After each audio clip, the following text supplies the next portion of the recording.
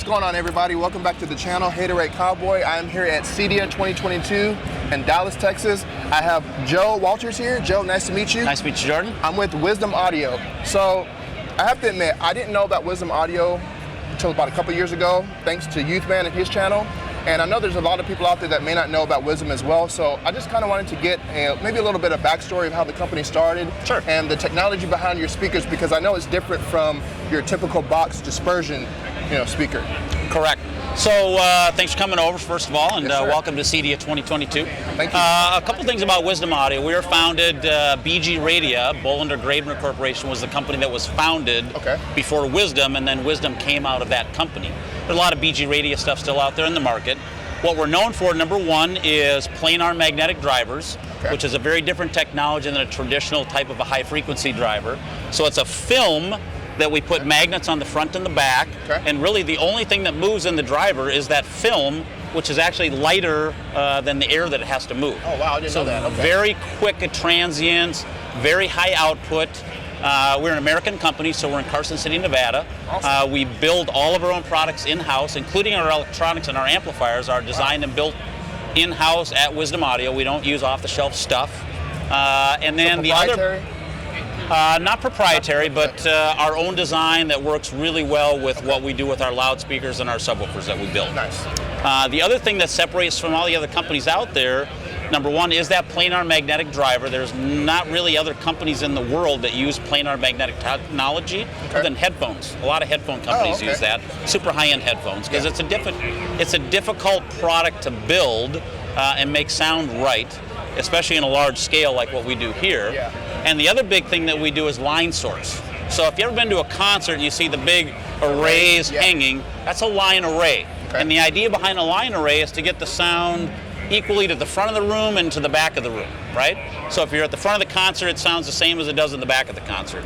Like the old days, they had a big wall of sound, and if you're at the front, you got crushed, and if you're at the back, it wasn't very loud, right?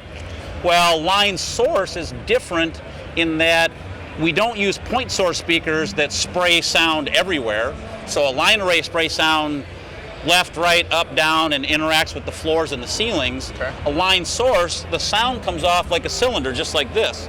So it doesn't interact with the ceiling and it doesn't interact with the floor. So what you hear is the direct sound first, right, with less reflective sound, and you get only 3 dB of loss for every doubling of distance. So the further you get back, it still sounds the same as it is if you're standing right next to it. Wow, that's impressive.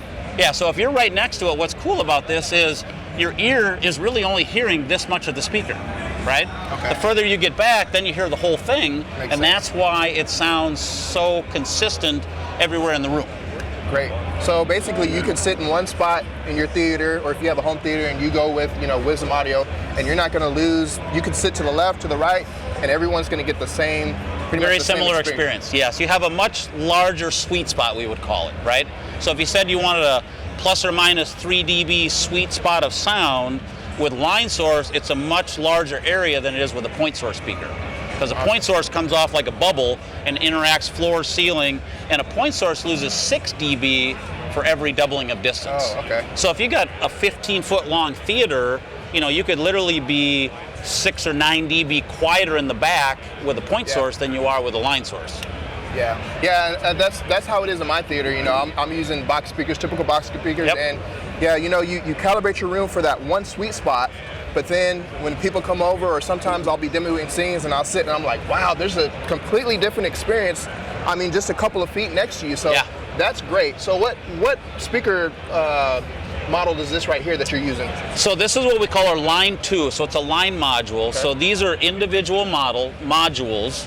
And with the line source to work, you have to have 48 inches of line source to make a line source speaker.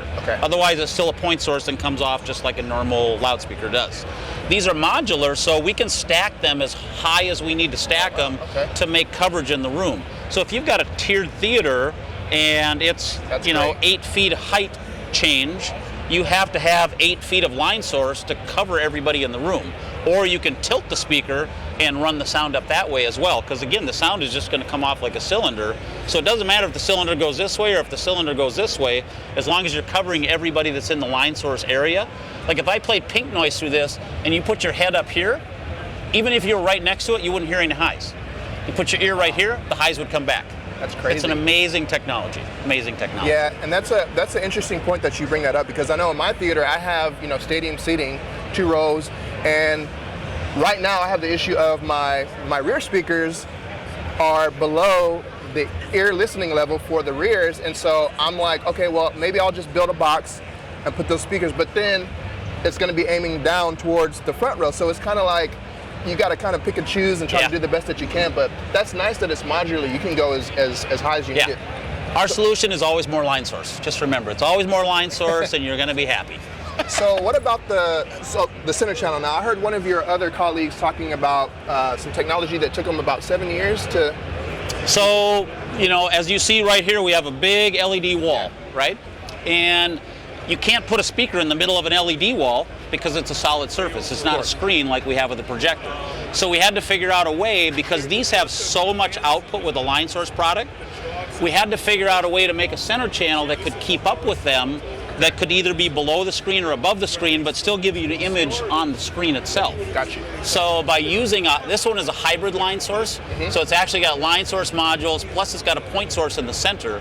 So it really acts more like a traditional point source speaker does. Okay. But we also have a new product that we just won an award for at CEDIA, Best of Show Award for a brand new product, which is a line array high output center channel. So it's actually, the one we won the award for is 7 of these laid sideways across the bottom. Huge. Because when you are doing a big theater, if you got 3, 4 tiers of seating and you need to push sound up to the top and keep up with the line source left and the right channels, you have to have something that has a lot of output. Makes sense. And while this will work good in a smaller media room, if you've got a theater, you need even more output than what that thing can do.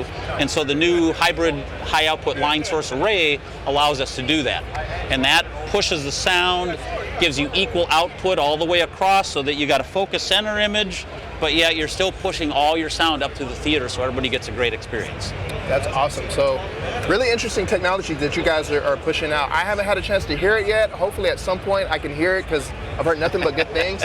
Now, are you guys a direct to consumer, or do you have like a dealer? How do you get we do not sell direct to consumer. We always work through our integrators and our dealers that are out in the field. Absolutely. Awesome. Well, Joe, it was nice to meet you. Thank you for taking some time out for the channel. So make sure you guys like and subscribe, share this video, and I'll see you in the next video.